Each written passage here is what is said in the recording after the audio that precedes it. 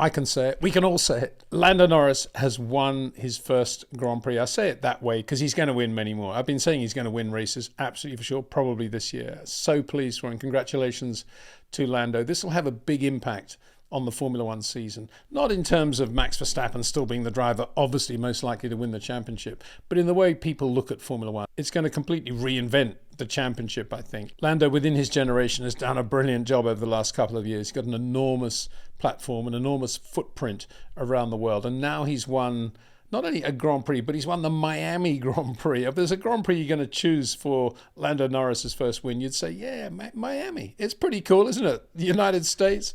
Wow, what a result for him. What a result for McLaren too, because Oscar Piastri, incredibly strong in the early phase of the race, passing Charles Leclerc, looking as if he might put a bit of pressure on Max Verstappen, looking as if he might actually, somehow or other, maybe win his first Grand Prix in Miami.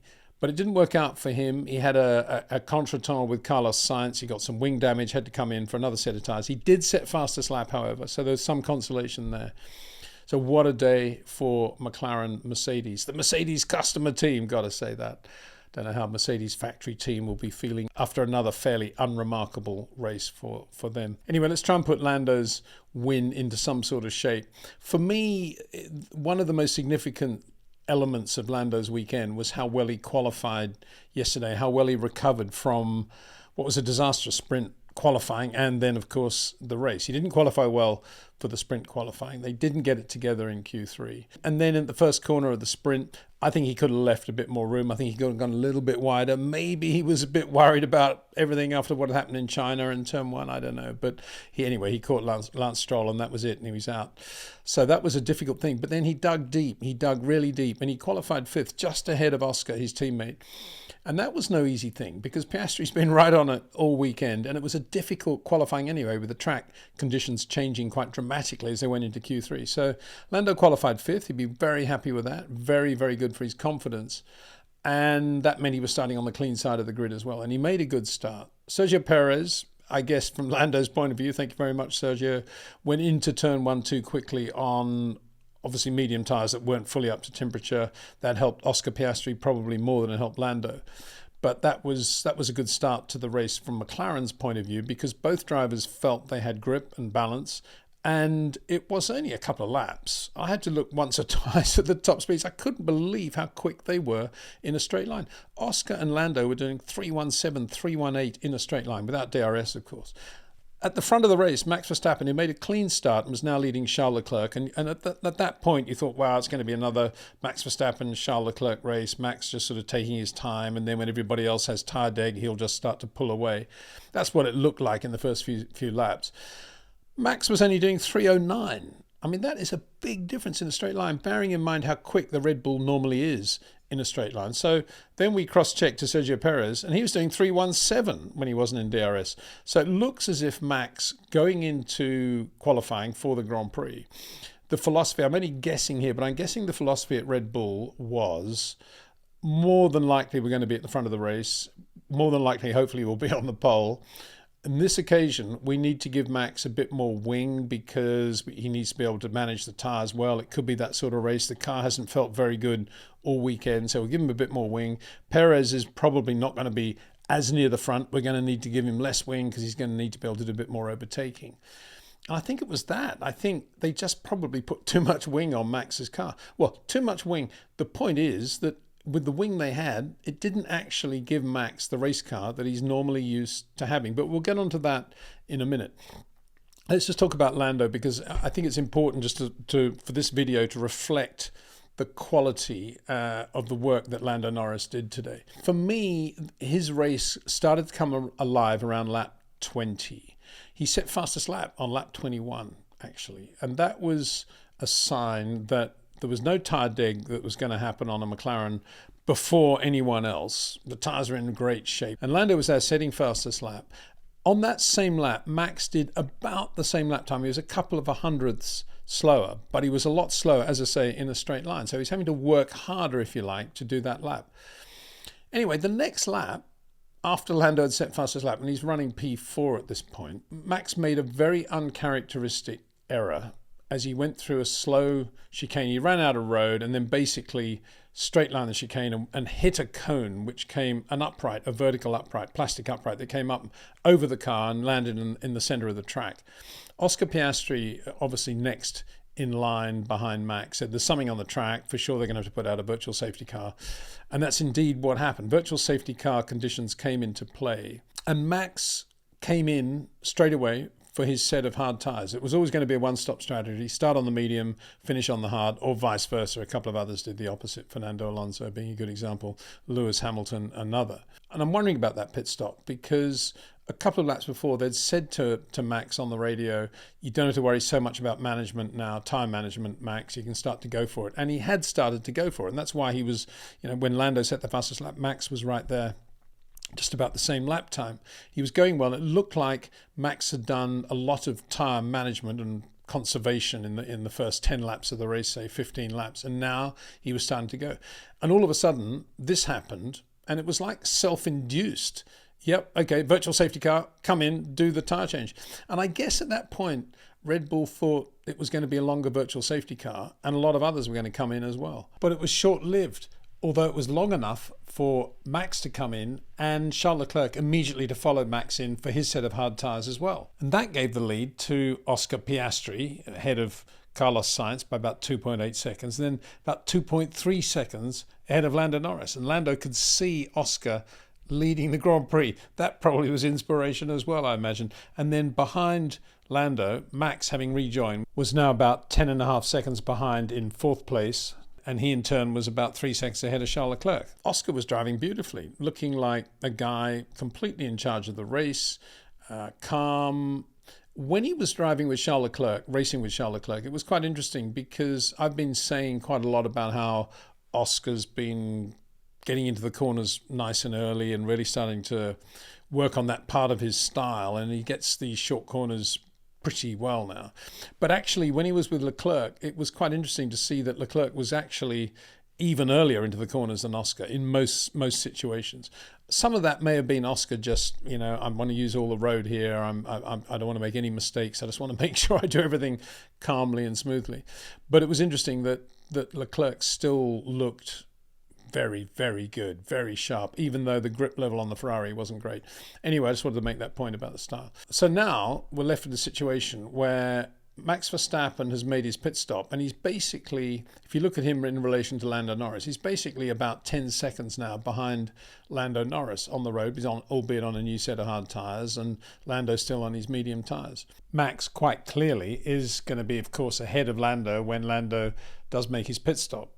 And the interesting thing then is that Max doesn't fly. Indeed, Lando Norris sets another fastest lap on his now very old medium tyres. And you think, wow, has Max got a problem now? Maybe he had some floor damage or something when he went over the chicane with a big bump on the chicane like that. We'll never know. I mean, not even Red Bull, I think, would know that at this point when I'm doing this video. Maybe there was some floor damage, maybe. But anyway, we're now approaching the critical point of the race, the critical moment of the race, which is lap 28, when Oscar Piastri and Carlos Sainz come in for their new sets of hard tyres, handing the lead, therefore, to Lando Norris, who, as I say, is about 10 seconds ahead of Max Verstappen. Following lap 29, Kevin Magnussen again gets involved in another incident, this time with Logan Sargent, going into the quick corners after turn one. In the end, he got the penalty, but there was room there where he was. To me, it was almost a racing accident. I don't think Logan had any idea that Kevin had put his car inside his, but because Logan was on the outside, inevitably they gave him the benefit of the doubt, and it was Kevin that got the penalty. Anyway, that resulted in damage to the cars. That resulted in a safety car deployment. So now you thought, wow, this is going to be very good for Lando Norris. But we didn't know how good it was going to be for Lando Norris until we saw the safety car coming around, leading Max Verstappen, in other words, holding the entire field up at whatever speed they do, 100 kilometers an hour or a little bit more. And Lando Norris is in front, pulling out a massive lead, like 10 seconds or more, enough now to get him out in front of Max at the restart. That wouldn't have happened, of course, had the safety car been in front of Lando. So was that luck or not? I don't know. This whole safety car thing in Formula One, I don't know what the Americans make of it. and I'm not in any way saying there was something untoward there or any rule was broken. This was nothing like Abu Dhabi 21, but it was kind of weird to see that happen. To see the whole field being held up while Lando can just drive into the pits and get his pit stop done and pull out in the lead like that. So that was a momentous thing. But even at that moment, at the restart, you thought, yeah, now Max is still going to do him, isn't he? I mean, I'm sure Lando thought that. Just before the pit stop, indeed, Lando had said, the car feels great, let's get on with it, we can beat the Ferraris. That's all he was thinking about, I think. And then he found himself in the lead of the Grand Prix after that incident with the safety car. And furthermore, his new hard tyres have got the march on everybody because Max is 6 laps old. And Charles Leclerc 7 laps old at this point at the restart. So everything looking incredibly good for Lando Norris. And I don't know what Oscar Piastri was thinking at this time. He was probably thinking, typical, my day will come or whatever. But he was very fiery after that and had a big dice with Carlos Sainz, and it eventually ended up with a wing damage to Sainz. And I suspect probably Carlos is going to get some sort of penalty for that. And as a result of that, Oscar had to come into the pits and change the nose. Big shame for him. But anyway, let's get back to the front because Lando Norris makes a pretty good start at the restart. But Max is right on him going into 1 and through the S's. You think, wow, this is going to be really good. But then they get to the straight and Lando just goes boom like that and disappears in a straight line. I don't know what Max was thinking at that point. He's probably thinking, we've probably got too much wing on the car. And Lando then just pulled away. He pulled away. For the first 10 laps after the restart, it was like 2/10 a lap. And then towards the end, it was sometimes 3 or 4 tenths.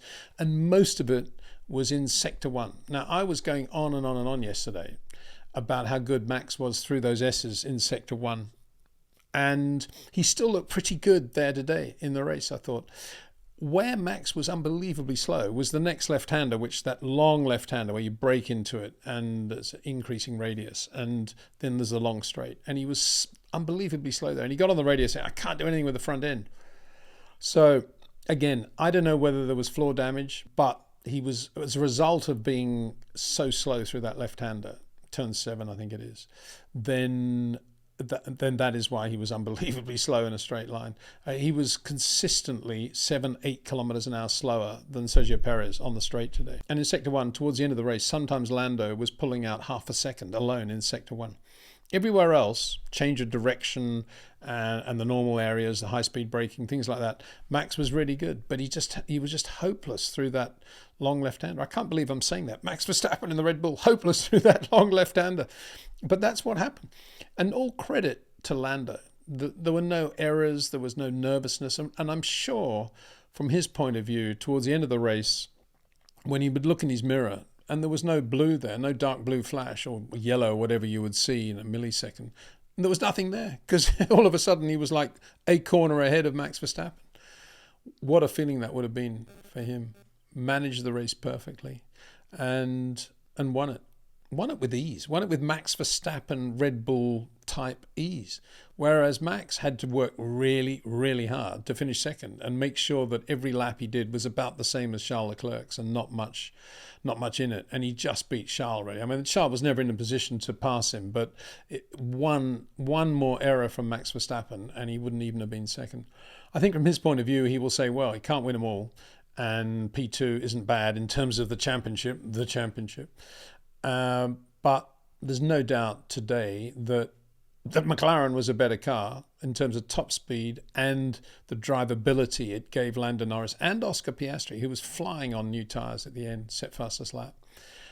In terms of managing the tyres, balance, grip, and Lando just being able to flick the back end out, do what he does with these slightly long corners, graceful. Made me think a little bit of that time at Po when he was in Euro F3 and he was unbelievably quick. And then I think a suspension, there was a wishbone broke or something because he'd clipped something very, very finely in the early laps of the race. And I remember chatting to him after that and he was absolutely soul destroyed, but he just loved that he loved Poe, and he loved how the flow of the car that he got into it reminded me a little bit of talking to Gilles Villeneuve all those years ago about driving at Trois Rivières in the Formula Atlantic car. And when I was watching Lando today through the tight bits, particularly at Miami, I was just thinking of that. This is the Lando that was so fluid and is so fluid as a racing driver, and the way he drives and the way he positions the car, just wonderful in terms of the style of driver that he is.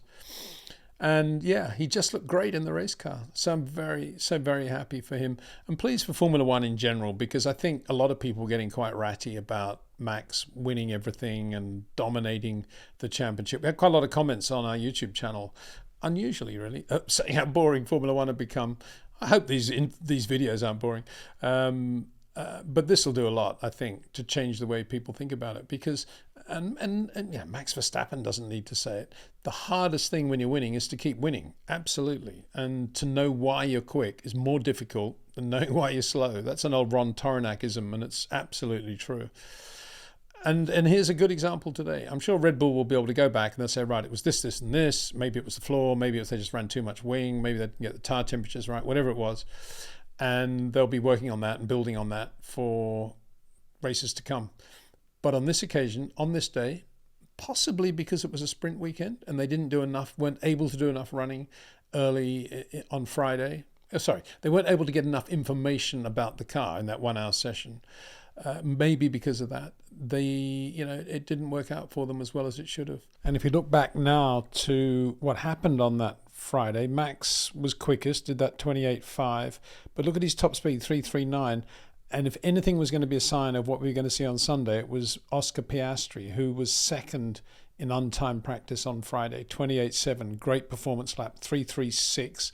At the time, I said, yeah, the Red Bull has the top speed advantage, but look at Lando Norris, 3.41. Did that escape my notice? I think it probably did. I think I mentioned it, but at the time, I probably thought maybe they were just playing around with wing or something, but that was a significantly fast trap speed for Lando Norris. Didn't get in the lap, so I guess it didn't get a lot of attention at the time. But if you think about the usual suspects of the Williams, that how quick they were in a straight line, there's Lando Norris 3.41, Oscar Piastri 3.36, but second quickest, and that's where it all started to happen for McLaren. Really, really good job looking back now and what they did on that Friday. Charles Leclerc finished third, probably quite impressed that he was that near Max's Red Bull, but pretty unimpressed that Ferrari were unable to do anything about McLaren-Mercedes today. Carlos Sainz drove pretty well too, was pretty quick right up to his pit stop, didn't get the best in terms of the safety car, and then with that battle with Oscar Piastri, there was a moment prior to the wing braking incident when Carlos felt that Oscar had driven him off the track, and there was quite a lot of stuff about that on the radio, and then there was information that no further action would be taken, which I'm sure Carlos wasn't that happy about. I'm sure he wasn't. And then afterwards, that's when we had the moment when Carlos came from behind, caught Oscar napping, if you like. Oscar came across, and then they touched, and the wing broke on the McLaren. So that was all a bit frenetic, I guess is the right word.